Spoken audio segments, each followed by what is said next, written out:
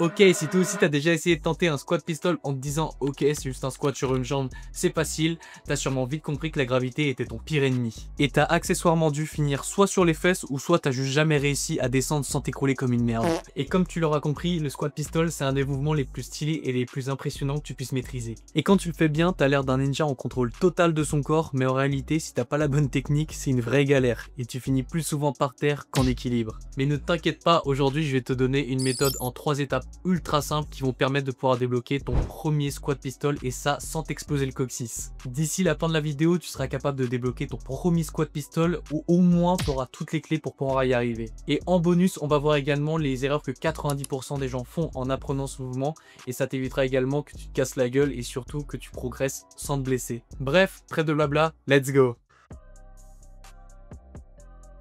Bon, tu pensais que ça se faisait en mode freestyle? Erreur fatale. Si ton corps n'est pas prêt, tu vas lutter contre ton propre poids. C'est un peu comme si c'était un escargot qui essayait de faire du sprint. Donc comme pour toute chose, il est important que tu te focalises sur les fondations pour avoir des bases solides. Pour cela, il faut que tu développes ta stabilité et ta force qui sont les bases du pistol squat. Et pour avoir ces prérequis, tu peux commencer par les squats avec assistance en utilisant une chaise ou ce que tu as sous la main ou sans, suivant ton niveau. Mais si tu as besoin d'assistance, je te conseille de baisser progressivement la hauteur de ton support et d'y aller step by step pour rendre la progression facile et efficace. Car le but ici est de pouvoir rester le plus bas possible pour développer ta stabilité, ce qui va grandement être utile pour ce qui va suivre. Dans un second temps, il te faut acquérir de la force. Le meilleur moyen pour y parvenir, malheureusement, c'est les fentes bulgares. Pourquoi malheureusement? Parce que c'est tout simplement le pire exercice de l'histoire de l'humanité entière. Et là tu te demandes pourquoi s'infliger une torture pareille et surtout pourquoi tout le monde le fait alors? Eh bien c'est tout simplement parce que cet exercice va faire exploser tes quadriceps et ta force et en bonus ça va même muscler tes fessiers. Et oui, c'est pas réservé qu'aux nanas hein, parce que tu vas le voir mais t'en auras besoin pour la prochaine étape. Ok, maintenant que t'as la force, passons à un truc qui fout tout le monde en l'air. La descente. Si tu descends trop vite, c'est un peu comme si tu sautais dans une piscine vide. Je te fais pas un dessin, mais tu vas mal finir. En réalité, la descente, c'est le moment clé du mouvement et ça demande du contrôle.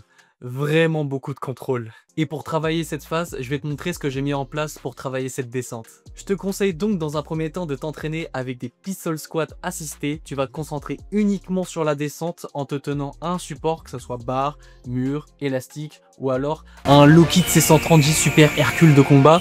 Mais le but, c'est de descendre de manière contrôlée. Une fois que tu as maîtrisé cette partie, tu vas tout simplement effectuer la même descente mais sans support et la spécificité ici, c'est de l'effectuer en slow motion. Donc pour ce faire, tu vas descendre le plus lentement possible en résistant à l'envie de tout lâcher. C'est un peu comme du gainage, sauf que là, on se fait déjà un peu moins chier qu'avec de la planche. Et ton objectif, c'est de descendre en minimum 5 secondes.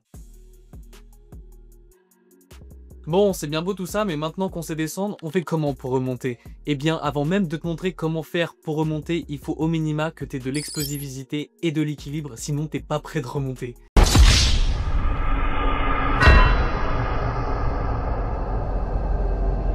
Donc pour éviter ça, tu peux comme l'étape précédente utiliser un support pour t'aider à remonter jusqu'à ce que ça devienne facile.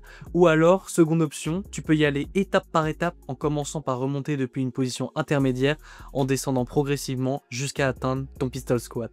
Je le redis encore, hein, mais sur cette étape-là, pense bien à être explosif parce que c'est ce qui va faire la différence sur la remontée et c'est ce qui va te permettre de garder l'équilibre et le contrôle sur la seconde partie du mouvement. À présent, il ne te reste plus qu'à enchaîner toutes ces étapes et dorénavant, tu as toutes les clés pour réussir ton premier pistol squat. Et avec du temps et de la pratique, tu pourras même les enchaîner et tu pourras même les réaliser sans les bras et j'avoue, petit flex quand même, petit flex. Donc si on récapitule, en numéro 1, renforce tes jambes. En numéro 2, travaille ta descente. Et en numéro 3, développe ta puissance pour la remontée. Et je précise quand même, mais quand tu t'entraînes, pense bien à alterner entre tes deux jambes, sinon tu risques de créer un déséquilibre et je suis sûr que c'est pas ce que tu recherches. Maintenant, je vais te lancer un défi. Essaie ces étapes pendant une semaine lors de tes entraînements et reviens me donner tes résultats en commentaire. Et si tu as aimé cette vidéo, mets un like, abonne-toi, mais surtout, oublie pas de rendre ton C130J Super Hercule de combat une fois que tu as fini de l'utiliser. Bref, c'était Val, ciao!